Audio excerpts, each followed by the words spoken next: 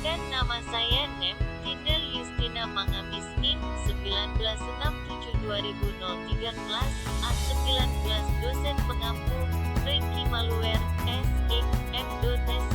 mata kuliah Birokrasi di Indonesia. Kita masuk dalam pembahasan pertama, yaitu model-model birokrasi Orde Baru.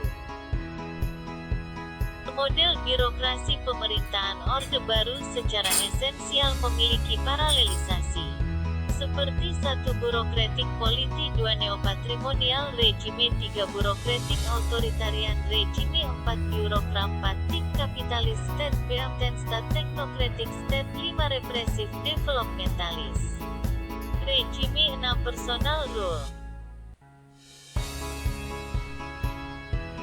Kritik politik dengan model rekrutmen elit birokrasi memiliki hubungan yang menyifatkan pembuatan keputusan ditentukan oleh perwira militer dan birokrat tingkat tinggi. Birokrasi neopatrimonial regime dengan model rekrutmen elit birokrasi memiliki hubungan yang menyifatkan adanya realitas bahwa kekuasaan tertinggi ada di tangan presiden perpolitikan burokratik. Otoritarian regime dengan model rekrutmen elit birokrasi memiliki hubungan bahwa kekuasaan dan proses pengambilan keputusan semata-mata ditentukan oleh rezim militer yang berkuasa. Stenstat dengan model elit birokrasi memiliki hubungan yang mencerminkan sifat neokolonialisme di mana cultural heritage mewarnai dalam setiap pengambilan keputusan di dalam pemerintahan. Modernisasi tidak lain adalah ide dan praktik. Sedangkan istilah teknokrat adalah orang yang memusatkan perhatiannya terutama pada aplikasi stok pengetahuan transnasional kepada masyarakat berkembang. Birokrasi represif developmentalis regime dengan model elit birokrasi memiliki hubungan bahwa peranan pemerintah sangat besar dalam mengendalikan pemerintahan, tipologi birokrasi personal rule.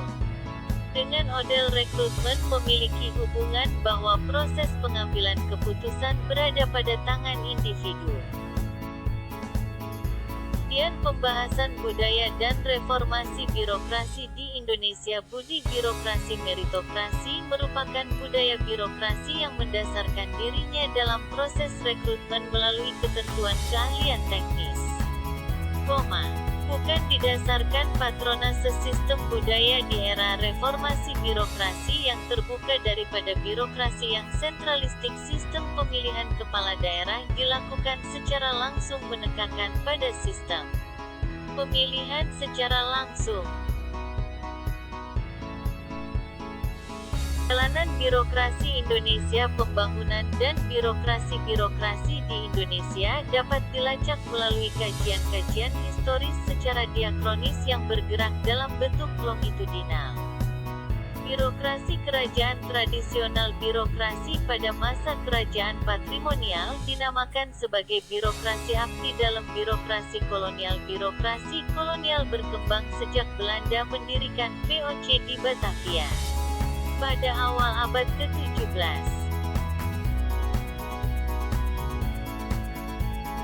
Periode demokrasi terpimpin yang melahirkan beberapa undang-undang menempatkan pada kepentingan pusat yang semakin kuat karena proses rekrutmen kepala daerah lebih didominasi oleh kepentingan pemerintah pusat. UU No. 1 tahun 1957, Dasar UUD 1945 diganti dengan UUD 1945, sehingga UU No. 1 tahun 1957